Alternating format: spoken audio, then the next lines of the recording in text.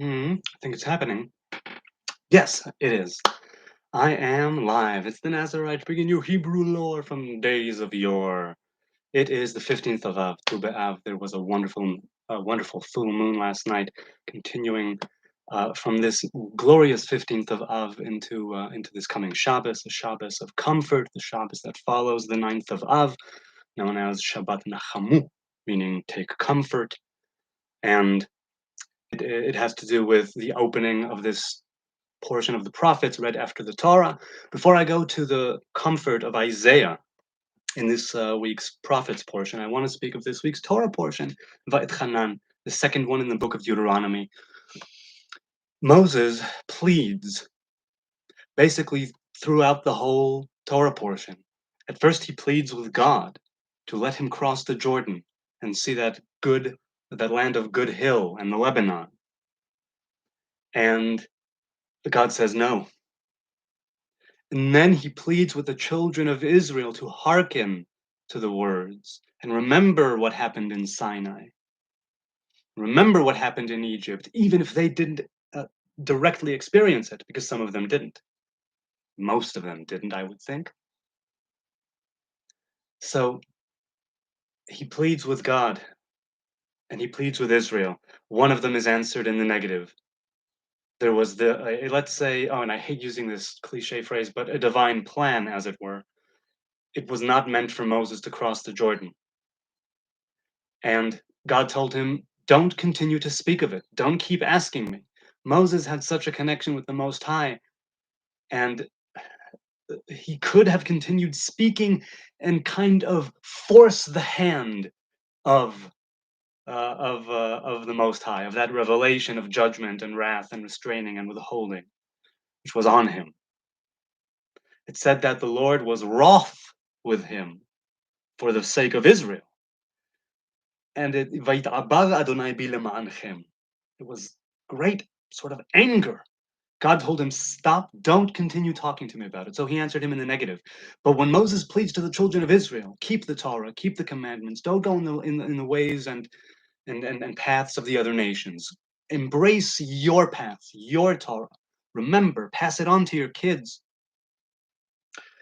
Orthodox religious indoctrination aside, that pleading that Moses, that request, right, that Moses pleaded of the children of Israel, those words that he used, those are still echoing through. Those are still trying to reach us through the Torah, through all of creation, right? If we hearken to it, it's all of creation, and not just Moses, the lawgiver, to the children of Israel, but creation itself, and that primordial revelation of a voice saying, "Be that image of God." The second question that Moses, the second pleading of Moses and Israel, that's still ongoing, and we have, some say the duty, some say the opportunity, some say the responsibility to hearken to those words, the privilege, the honor, whatever the case may be, or all of them together, to hearken to those words that Moses is speaking to us. You can make the argument that if you're not from the children of Israel, it could probably be taken in a different way. But what Moses represents and what the Torah represents to the children of Israel also exists in parallel. Emergency. Whatever. Oh no! Open up a jar. My time to shine. Sorry. That's cool. Cheers.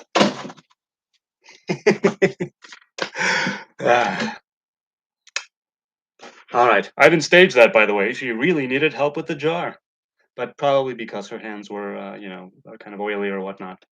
Hey, look at that. There's a message coming in from the Crown Prince via my father. All right, so we were talking about Moses pleading. There's one verse I want to speak of in particular. One verse in the on the Sabbath in the Ashkenazi communities that I grew up in, when the Torah is being taken out of the Ark of the Torah, what's called Aron HaKodesh, the Ark of the Sacred, or the Sacred Ark. There are different verses that are recited, part of them by the one who is leading the service and part of them by the congregation. And right right before the reading starts, meaning a priest is called up, his name is called up, rise priest, come and read the Torah, and then the one who is about to read, right, he gets up, the priest gets up and he walks over, and then the congregation says, well, let me translate it perhaps more exact. Okay. Right. So blessed is he who gave Torah to his people Israel in his holiness or in his sacredness. And then the congregation says, and those, well, I'll read from the JPS Tanakh, and then the congregation says, I'm reading from Deuteronomy 4, verse 4. But ye that did cleave unto the Lord your God are alive, every one of you, this day. ואתם הדבקים באדוני אלוהיכם חיים כולכם היום. The priest gets up. The Torah is already at the stage, right, which is written, where it's written from, the bima, right, on a stage. The priest is about to read, and then there's that, and then all the congregation together say this verse: those of you who are cleaving unto the Lord your God, Adonai Elohechem, you're all alive. You're all here to witness this, reading of the Torah, that which you should be acting out. The fact that there's this acknowledgement in this verse, and this is what Moses tells Israel in a different context. He tells them, remember what happened with Baal Peor. Remember what happened with, right, at the time when Midian and the ladies there, who said, remember what happened. Anyone who followed Baal Peor was taken out. Those who followed Baal Peor at the time were wiped out. And you who cleave unto the Lord your God are all alive. Now, not to trash pagan worship, it's just not my way. But I will say that that verse, even as a standalone verse, right? So Moses says it in pertaining to those who went after Baal Peor and foreign worship and something that shouldn't be done in the context of the Hebrew faith and the way that we try to interact and serve the Most High. But those of you who cleave, and again, this word cleaving, which I mentioned in my dialogue with, in my interview with Jared, with Christian Homestead, and I told him there that it says that we need to cleave unto the Lord. And it also says that a man shall cleave unto his woman. And the idea of a man cleaving to a woman is okay with the same species, makes sense. How does a human being, finite, limited, fallible, mortal, how does a human being cleave to God, who is said to be an all-consuming fire? You can't look at it at the revelation of its face. All of that, all the smoke and mirrors of the revelation. The harsh judgment, or can't look, can't hear the voice, can't see the face. How do you cling and cleave unto that? And so we spoke about there, right, to cleave unto the attributes of the Most High and kind of be a mirror. And in doing so, there's alignment, and that's the closeness, that's that cleaving, that clinging unto the Lord. Every one of you who have cleaved unto the Lord is alive. Saying that before you start reading the Torah, after the priest is already called, it's like right before they start the reading. It's the last thing before the priest takes the Torah and says the blessings and the reading commences. The last thing that we all say together is, but ye that did cleave unto the Lord your God are alive, every one of you, this day. And in Hebrew, it's not in the past tense. In Hebrew, it's in the present tense. Those of you that are cleaving, ve'atem hadvekim, not that you did in the past. Those of you who are clinging, and that's what made me think of speaking of this in the context of reading it, of reciting it as one before the Torah is read, before the priest blesses and the reading commences. That idea of those of you who are now here witnessing this, there's something about it that is calling to you. There's a chance here, an opportunity here. You're alive here. Be it, whatever, we all have our own baggage and circumstances and our own unique experience in life, all that, our own lived experience, as people like to say. My lived experience, right, at that time, brought me to that place on that day to be with that congregation and listen and hearken to what was being read. And before that, say, as one, we are alive. Are we cleaving unto the Lord, all of us? Maybe, maybe not, who's to say, but we have an opportunity here. Let's embrace it. Check out the Torah. Priest, go for it. You know, it's the last thing we say. And that's what that's what Moses tells the people in this week's Torah portion. It's such a beautiful verse because it has to do with, right, a man cleaving to his woman, birthing something new, becoming one flesh. It has so much potential, that cleaving, I know, in a relationship. So it encompasses so many things, at least to me, and it has so many consequences. It's significant, fundamental. The magnitude of that connection between a man and his woman can't be understated. And that connection, when it's turned, let's say, towards the divine revelation, wanting to mirror it, to be that image of God, and listening to what the Torah is trying to speak to us, saying it as a congregation, Moses saying it to the children of Israel, and the JPS Tanakh translated it in the past because he is talking about the past. But in the Torah itself, it says, "You that are cleaving, atem hadvekim, those of you who are still there now, are all alive. Take advantage of it." There's something here. You know, that's just that one verse that came to mind. I'm going to go to the chat, see if there's anything there, and if not, I'm going to go. Hopefully, do I have time? Not much. But I am going to go and say one short thing about the haftara, the prophets portion from Isaiah. Hi, I love you. Hey, I love you too, Crown Prince. Thank you so much. Listen to your grandfather. Hi. All right, let's talk about comfort. This this Shabbat begins one of 7 prophet portions to do with comfort. The previous 3 were 3 that had to do with, let's say, wrongdoing, with well, with tragedy, with what would be the word for pur anut? I can't think of the word right now with the right word, but I'm going to say that negative vibration. The previous 3, in the days between the straits, the 21, the 3 weeks, the 21 days between the 17th of Tammuz and the 9th of Av, those 3 weeks are known as Telata de Pur Anuta, 3 weeks, 3 prophets portions of like reckoning and woe. And the next 7 are known as Shiva de Nechamata, 7 of comfort, from this week of the 15th of Av, and well, we had 9th of Av on Sunday, 15th of Av on Friday, coming into this Shabbat with the prophet Isaiah saying, "Comfort thee, my people, comfort you, take comfort." It also reminds me of Handel's Messiah. That's how it starts, and it's beautiful. I mean, it starts with the overture, but to start with that "Comfort ye."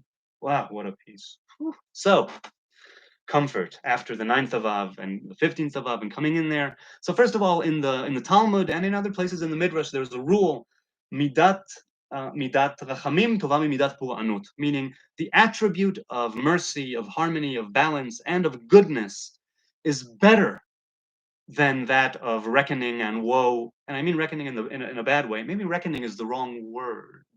Maybe it's the wrong word. Pur'anut. You know what? I'm going to look it up because it really does make a difference. You'll have to indulge me for a quick moment. I'm not going to say, oh, of course.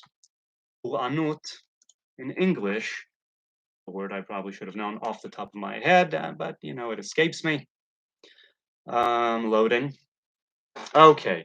Pur'anut is calamity, trouble, divine punishment. Okay, that was pretty close. Pretty close. So, this calamity, trouble, divine punishment, 3. But 7 weeks of comfort, the 7th one leading up to the day of Yom Kippurim, the holiday of atonement, Chag Kippur, that time of atonement after we have already accepted 10 days prior to that on Rosh Hashanah, right, the day of the Feast of Trumpets, Zichron Teruah, the sovereignty and the kingship of the Most High. And then 10 days later, 9 days later, 8 days later, it's the first and the second are Rosh Hashanah, the 10th is Yom Kippur, the holiday of atonement. First, we accept the sovereign, right, king of the universe, as it were, the king of kings, and then we can atone through that lens.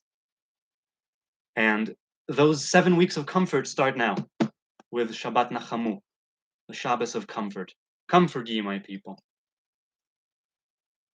It's like let Jerusalem know that she's suffered enough and that she will suffer no more. And we know that this didn't happen de facto, I mean, in the sense of chronologically, because Rome destroyed the second temple and we were exiled once again for such a long time. And a third temple has yet to be built, is yet to be built. But Isaiah, and this is part of why it was kept for posterity and not lifted out of the Tanakh, because he speaks of the later, let's say, people say the third temple, anyway, a time that's after the second temple. Now, people might say, no, that's just the scholars or the sages reading into it, and clearly he was there. He died before the first temple was destroyed. He wasn't there for the destruction of the second one. What comfort is he talking about? Like, maybe he got comfort because he died before the temple was destroyed. Though I wouldn't want to, Isaiah, let's not go into that. But anyway, a Shabbos of comfort. Isaiah is speaking of that time in the future, and because it had that implication towards the future and significance for the future, it was canonized. Our sages decided to keep it. There were presumably and probably many, many more prophecies and stories of Isaiah that were only pertaining to his time, his place, his generation, and so they didn't survive. These did. When our sages over time decided to canonize this or that, it was never meant to be. The 5 books of Moses, they were told to be written down. Certain prophecies, like in Ezekiel and other places, where they say, write this down on a scroll. Maybe it was Ezekiel? No, it wasn't Ezekiel, because Ezekiel was already after Galut Yoyachin. Perhaps I'm thinking. Anyway, there were a couple of times there was a scroll that was burned and rewritten. I think that was Jeremiah. But certain things were said to be written down, but not entire volumes of prophets and writings and scrolls and psalms. And it was decided to canonize them. That was like a conscious decision, as with the Torah, but differently, because that's the law, that's Moses, that's Mosaic, that's a whole other thing. The fact that certain things were left out or lost, and certain things were kept quite religiously, I think, because even though there are differences in versions and some words. Very famously, the Dead Sea Scrolls of late showed us that, yeah, some significant differences, but significant in their, not many, but significant, let's put it that way, changes. But that's the whole Essene thing, perhaps, or the B'nai O, whatever people call it. If it was them, they're the Qumran folk. I still don't know too much about that. I should learn more about them. I did a couple of years ago, and I should continue doing so. That was a very interesting group. So, we spoke of pleading, we spoke of hearing, we spoke of what it means to be alive a little bit in the context of the Torah and of Moses. We spoke a bit of comfort of Tu B'Av, this day, such a blessed day. There were no better days for Israel as Tu B'Av and Yom Kippurim. All right. On that note, I'll continue in the chat and then I'll say goodbye. Ariela Bat Avraham says Shabbat Shalom to you, Ariela. Bat Avraham, am I to assume or make an educated guess that you are a convert? Because that's usually some converts as a last name. They may not keep their given, let's say, last name that they were born into, and they choose Bat Avraham or Ben Avraham because they come into the covenant of Abraham. Yes, so you're a convert. Wonderful. Converts are an amazing people. All right. Oh, and thank you for this, says Sean. Thank you, Mr. Steinschreiber. Thank you. I appreciate it. Your views, your likes, your kind attention. I really appreciate it. It's so much fun to do this. But we thought of changing our last name to that. Yeah, some do. I know that some do. I totally understand those who keep their, let's say, foreign name or I mean, it's, well, what's in a name, right? But then it does have significance, but I think it needs to be like intuitive. It doesn't necessarily have to be because you convert, you do X. I think it might need to be a bit more of a personal touch, like you need to really feel it, or maybe for some people, definitely for some people, but maybe it's part of the process for a lot of them. I don't know. May Be'er Sheva have some Southern comfort. I think maybe, did I ever try Southern comfort at the time when I was a drinking? I don't think so. I don't think I did. Let's see. Ariela Bat Abraham says, thanks, Nazarite, Nazarite. Blessings to you and your family. Likewise, and to you. On that note of blessings and comfort, Southern comfort, I'm going to say goodbye. Let's have a wonderful Sabbath, a taste of the world to come, a Shabbat of rest, relaxation, love, peace, harmony, Torah, comfort. If I think I said comfort, but I'll say it again. It's because it's double. It's nachamu, nachamu ami. Comfort, comfort ye, my people. Okay, this has been so much fun. God willing, see you Sunday, maybe even Saturday night for a short. Who knows? And until then, cheers. Thanks so much for joining me. This was fun.